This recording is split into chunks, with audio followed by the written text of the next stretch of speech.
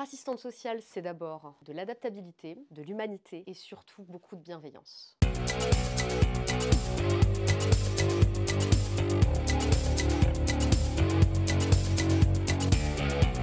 Le cœur de notre métier, c'est d'établir une relation d'aide. Ce qu'on entend par là, c'est effectivement établir un lien de confiance avec la personne, la positionner en tant qu'actrice de son accompagnement et pas juste être dans l'assistanat et dans le faire à la place d'eux.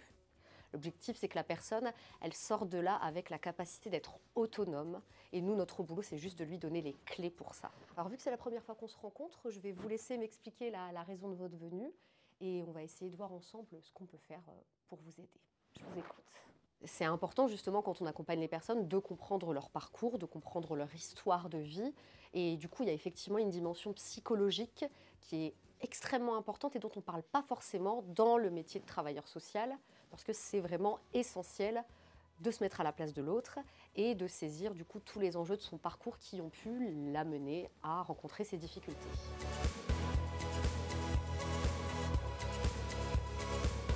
Alors l'une des particularités de la Seine-Saint-Denis dans notre intervention, c'est le travail que l'on mène autour de la question de l'insertion et notamment l'insertion professionnelle. C'est un enjeu majeur du département et c'est devenu du coup l'une des missions centrales des travailleurs sociaux. C'est un métier qui est en mouvance perpétuelle. Le travail social des années 80 n'était pas du tout le même que le travail social d'aujourd'hui. C'est un métier qui doit en permanence se jauger par rapport à l'évolution de la société.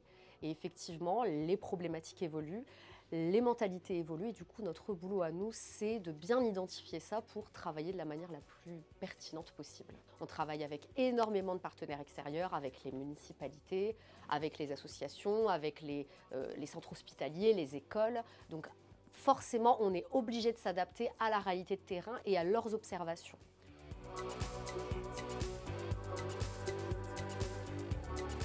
Le métier d'assistante sociale, c'est un métier qui n'est absolument pas cloisonné et qui est d'autant plus porteur de perspectives d'évolution au sein de la collectivité, puisque effectivement, avec le concours d'assistance socio-éducatif, derrière, vous avez la possibilité notamment de passer des formations, mais aussi de passer différents concours qui vous permettront d'évoluer, notamment vers des postes d'encadrement ou des postes d'ingénierie sociale, par exemple.